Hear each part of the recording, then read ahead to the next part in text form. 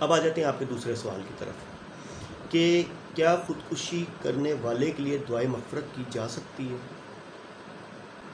یہاں میں آپ کو ایک روایت بتاتا ہوں، سنن نسائی کی 1966 نمبر۔ ایک انسان نے خودکشی کر لی اور اس کا جنازہ جب سامنے لایا گیا تو اللہ کے رسول صلی اللہ علیہ وسلم نے جنازہ پڑھنے سے انکار کر دیا، اور لیکن انہوں نے صحابہ کو منع نہیں کیا۔ ٹھیک ہے، انہوں نے صحابہ کو منع نہیں کیا کہ آپ جنازہ نہ پڑھیں، اور انہوں نے جنازہ پڑھا۔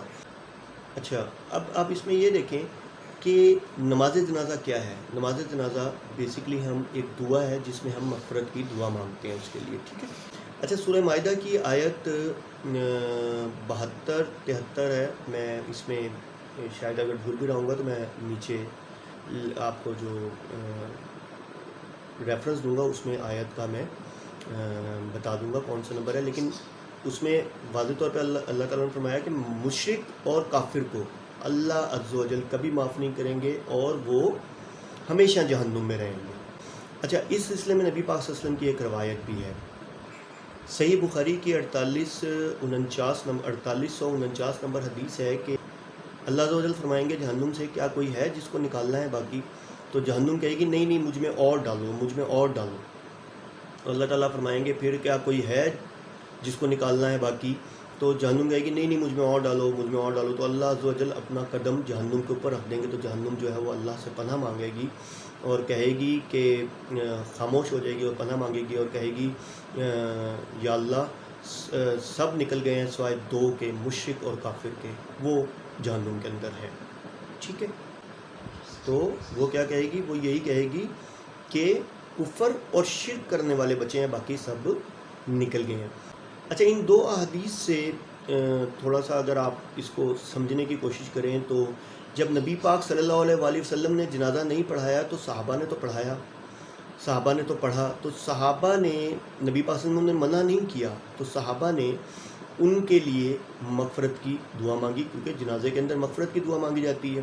ٹھیک ہے، اور اب ہم جو یہ دوسری حدیث پڑھ رہے ہیں، اس حدیث کے مطابق یہ ہے کہ جہنم میں صرف مشرک اور کافر بچ جائیں گے۔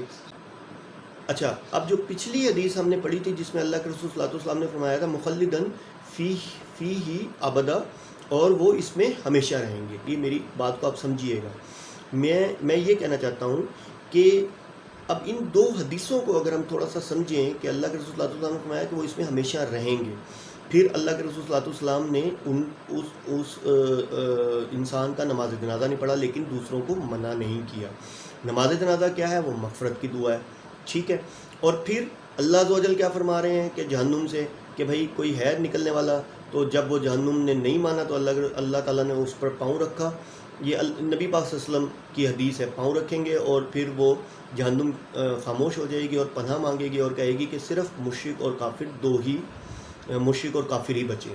ٹھیک ہے، تو اس سے یہ جو چیز سامنے آتی ہے کہ وہ جو آبداً ہمیشہ والا ہے، وہ اس کو آپ یوں سمجھیے کہ مطلب کہ جیسے ہم لڑائی ہو تو کسی سے کہتے ہیں بھی میں تم سے نا اب کبھی بات نہیں کروں گا۔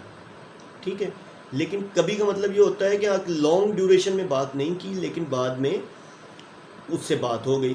اسی طرح یہاں جو علماء کا اتفاق ہے، کچھ علماء کا اتفاق ہے، وہ یہ کہتے ہیں کہ ہمیشہ کا مطلب ہے کہ کیونکہ یہ دیکھا جائے تو شرک اور کفر سے بڑا گناہ نہیں ہے، تو اللہ تعالیٰ قرآن پاک میں یہ بھی فرماتے ہیں کہ اللہ تعالیٰ معاف کر دیں گے جن کو چاہیں۔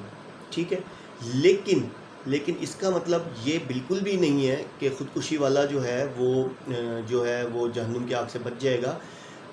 وہ ہمیشہ یعنی کہ ایک لانگ پیریڈ وہ جہنم میں رہے گا۔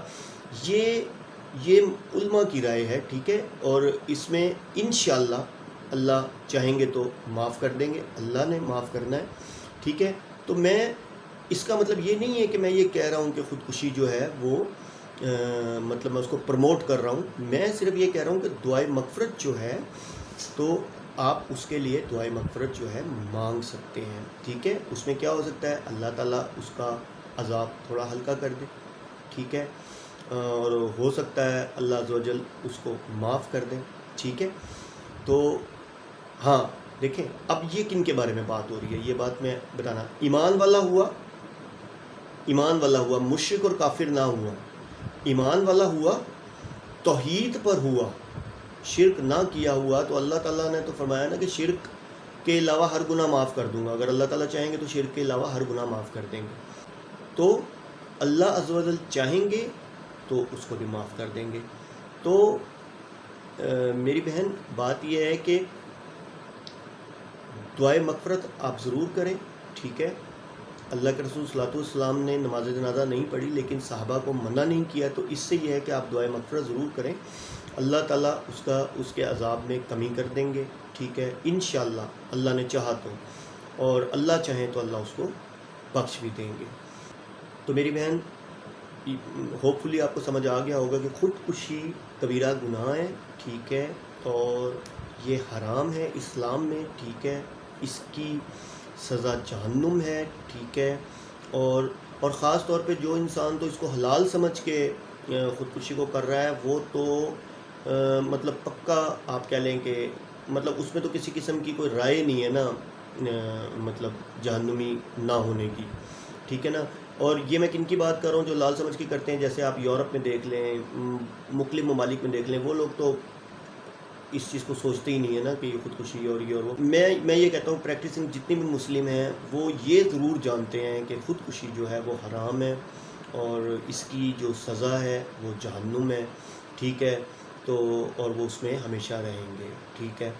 اب جو میں نے آپ کو آگے بات بتائی کہ اللہ تعالیٰ تمام گناہ معاف کر سکتے ہیں لیکن شرک اور کفر معاف نہیں کر سکتے، تو ہم یہ کہیں گے کہ انشاءاللہ اللہ چاہیں گے تو اس کی سزا جتنا لانگ ڈیوریشن اس کا ہوگا تو آپ دعائے مغفرت مانگیں اللہ تعالیٰ چاہیں گے تو اللہ تعالیٰ اس کو معاف کر دیں گے.